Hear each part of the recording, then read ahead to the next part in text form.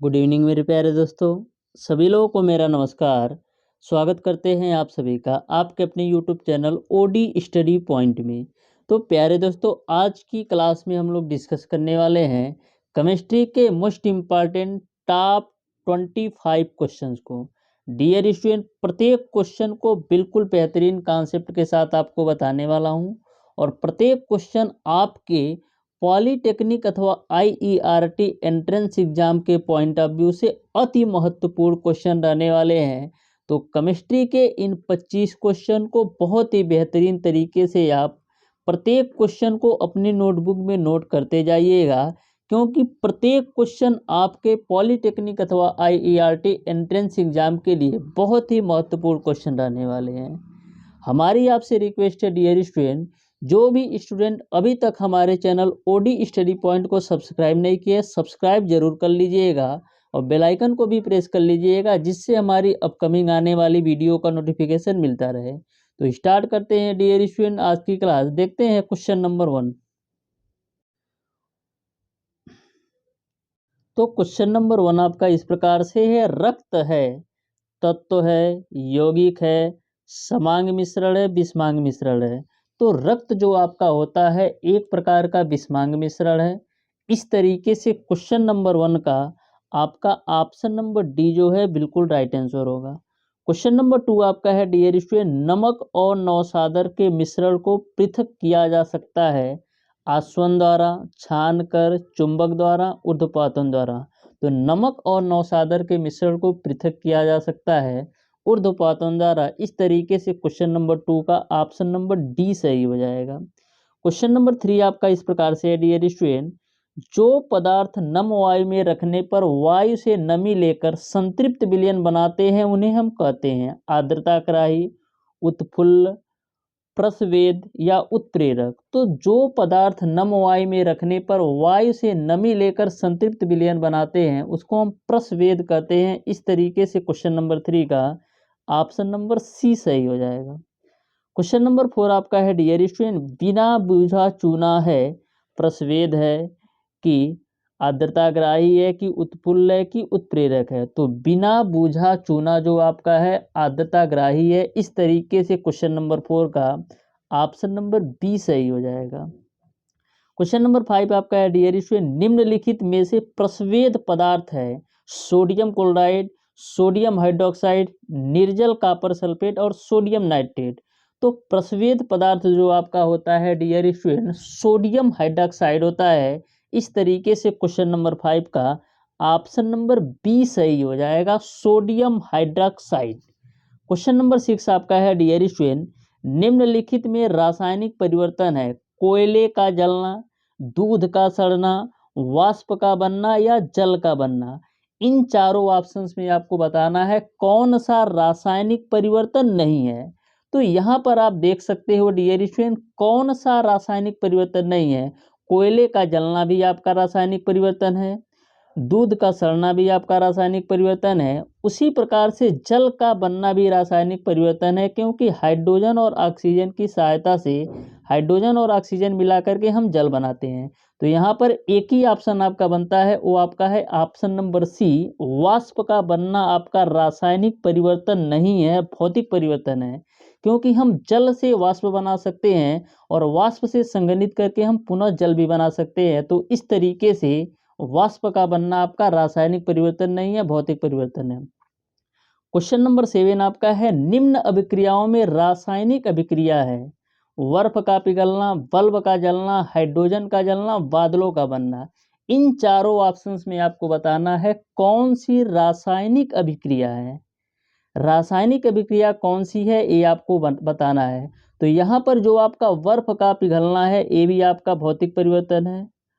Bulb का जलना, bulb का जलना भी आपका भौतिक परिवर्तन है। उसी प्रकार से हाइड्रोजन का जो जलना है डियर स्टूडेंट एक प्रकार का रासायनिक परिवर्तन है। इस तरीके से क्वेश्चन नंबर 7 का ऑप्शन नंबर सी सही हो जाएगा। क्वेश्चन नंबर 7 का ऑप्शन नंबर सी सही हो जाएगा। क्वेश्चन नंबर 8 आपका है, चूने का बुझाना है, भौतिक परिवर्तन, रासायनिक परिवर्तन, दोनों, इनमें से कोई नहीं। तो चूने का बुझाना डियर स्टूडेंट एक प्रकार का रासायनिक परिवर्तन है। इस तरीके से क्वेश्चन नंबर 8 का ऑप्शन नंबर बी सही हो जाएगा। क्वेश्चन नंबर 9 आपका है डियर स्टूडेंट, अंतर आणविक बल अधिक होता है। तो अंतर आणविक बल सबसे अधिक जो होता है वो आपका ठोस में होता है। इस तरीके से क्वेश्चन नंबर 9 का ऑप्शन नंबर ए सही हो जाएगा। अंतर आणविक बल सबसे अधिक ठोस में होता है और सबसे कम जो होता है वो आपका गैस में होता है। सबसे कम जो आपका होता है वो आपका गैस में होता है। नेक्स्ट क्वेश्चन आपका है क्वेश्चन नंबर 10, अंतर आणविक बल नगण्य किस में होता है ये आपको बताना है। तो मैंने आपको बताया कि अंतर आणविक बल जो होता है ठोस में अधिक होता है, लेकिन जो नगण्य होता है वो आपका गैस में होता है। इस तरीके से क्वेश्चन नंबर 10 का जो राइट आंसर होगा वो आपका ऑप्शन नंबर सी सही हो जाएगा। वो आपका ऑप्शन नंबर सी सही हो जाएगा। क्वेश्चन नंबर 11 आपका है डियर स्टूडेंट, अंतर आणविक स्थान सबसे अधिक किस में होता है। तो अंतर आणविक स्थान सबसे अधिक जो होता है डियर स्टूडेंट वो आपका गैस में होता है।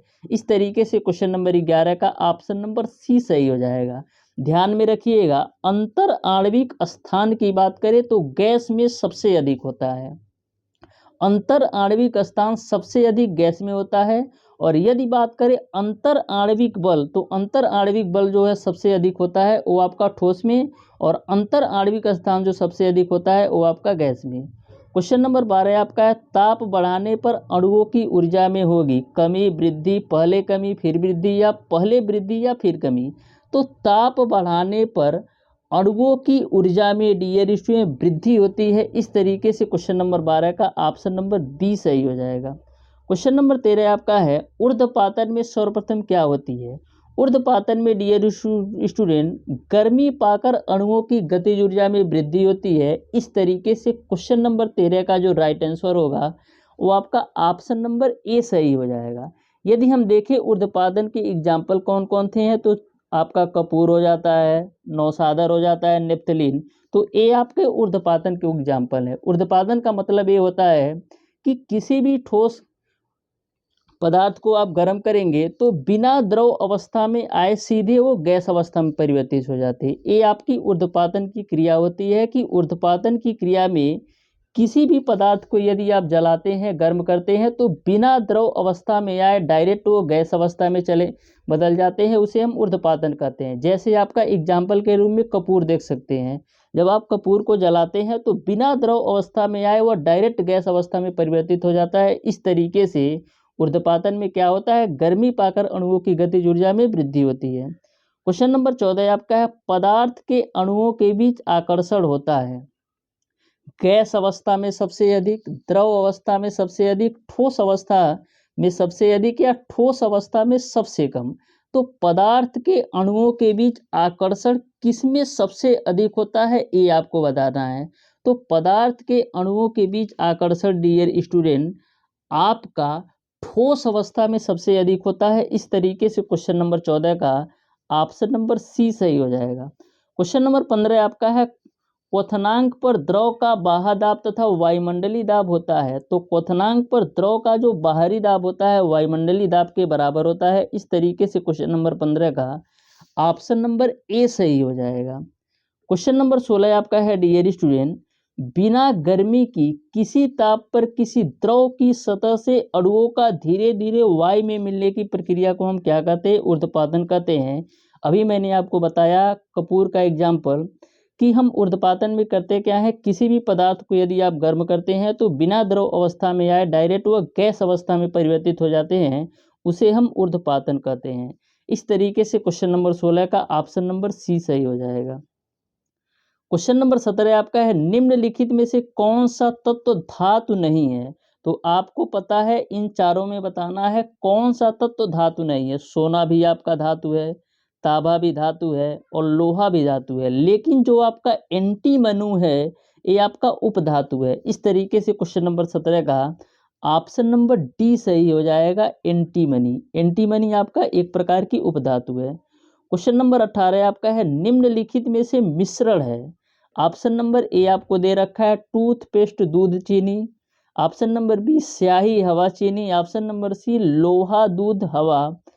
और ऑप्शन नंबर डी हवा, स्याही, दूध और टूथपेस्ट। तो आपका हवा, स्याही, दूध और टूथपेस्ट एक प्रकार का मिश्रण है। इस तरीके से क्वेश्चन नंबर 18 का ऑप्शन नंबर डी सही हो जाएगा। क्वेश्चन नंबर 19 आपका है डियर स्टूडेंट, जल में घुलनशील अशुद्धियां बढ़ा देती हैं। जल की, तो जल में घुलनशील अशुद्धियां जल के क्वथनांक को बढ़ा देती हैं। इस तरीके से क्वेश्चन नंबर 19 का ऑप्शन नंबर ए सही हो जाएगा। क्वेश्चन नंबर 20 आपका है प्रेशर कुकर में खाना जल्दी पकता है क्योंकि। प्रेशर कुकर में खाना जल्दी इसलिए पक जाता है क्योंकि जल का क्वथनांक बढ़ जाता है, और जल का क्वथनांक बढ़ने की वजह से प्रेशर कुकर में खाना जल्दी पक जाता है। इस तरीके से डियर स्टूडेंट क्वेश्चन नंबर 20 का जो राइट आंसर होगा वो आपका ऑप्शन नंबर बी सही हो जाएगा कि प्रेशर कुकर में खाना जल्दी इसलिए पक जाता है क्योंकि क्वथन अधिक ताप पर होता है। इस तरीके से क्वेश्चन नंबर 20 का ऑप्शन नंबर जो है वो आपका बी सही हो जाएगा। ऑप्शन नंबर बी सही हो जाएगा। क्वेश्चन नंबर 21 आपका है बर्तन में रखा दूध जल्दी ठंडा होगा। तो बर्तन में रखा दूध जल्दी ठंडा उस कंडीशन में होगा जब हम बर्तन के चारों तरफ बर्फ को रख दें। यानी कि बर्तन के चारों तरफ यदि आप बर्फ को रख देते हैं तो आपका बर्तन में रखा दूध जल्दी ठंडा होगा। इस तरीके से क्वेश्चन नंबर 21 का ऑप्शन नंबर सी सही होगा। क्वेश्चन नंबर 22 आपका है दो या दो से अधिक तत्वों की निश्चित अनुपात में मिलने से बनता है। तो दो या दो से अधिक तत्वों की निश्चित अनुपात से आपका यौगिक बनता है। इस तरीके से क्वेश्चन नंबर 22 का ऑप्शन नंबर सी सही हो जाएगा। क्वेश्चन नंबर 23 आपका है आज के जीवन में दिन प्रतिदिन प्रयोग आने वाली विज्ञान की अभूतपूर्व देन क्या है। इनका ऑप्शन आप लोग क्वेश्चन नंबर 23 का आंसर आप लोग कमेंट बॉक्स में कमेंट करके बताइएगा कि कौन सा ऑप्शन सही होगा। क्वेश्चन नंबर 24 आपका है जब बर्फ पिघलती है तो अणुओं की स्थितिज ऊर्जा होती है। तो जब कभी भी यदि आपका बर्फ पिघलती है तो अणुओं की स्थितिज ऊर्जा में वृद्धि होती है। ये आपका स्थितिज ऊर्जा है। तो अणुओं की स्थितिज ऊर्जा में वृद्धि होती है। इस तरीके से क्वेश्चन नंबर 24 का ऑप्शन नंबर बी सही होगा। क्वेश्चन नंबर 25 आपका है अम्लगम होता है यौगिक, मिश्रण, उपधातु या मिश्र धातु। तो जो आपका अमलगम होता है डियर स्टूडेंट एक प्रकार का मिश्र धातु होती है। इस तरीके से क्वेश्चन नंबर 25 का ऑप्शन नंबर डी सही हो जाएगा। इस तरीके से डियर स्टूडेंट आज की क्लास में मैंने आपको बताया है केमिस्ट्री के मोस्ट इम्पॉर्टेंट टॉप 25 क्वेश्चन को। यदि आपको किसी भी क्वेश्चन में किसी भी प्रकार का डाउट और कन्फ्यूजन है तो आप हमें कमेंट बॉक्स में कमेंट कर सकते हैं। मिलते हैं डियर स्टूडेंट नेक्स्ट वीडियो में, तब तक के लिए धन्यवाद।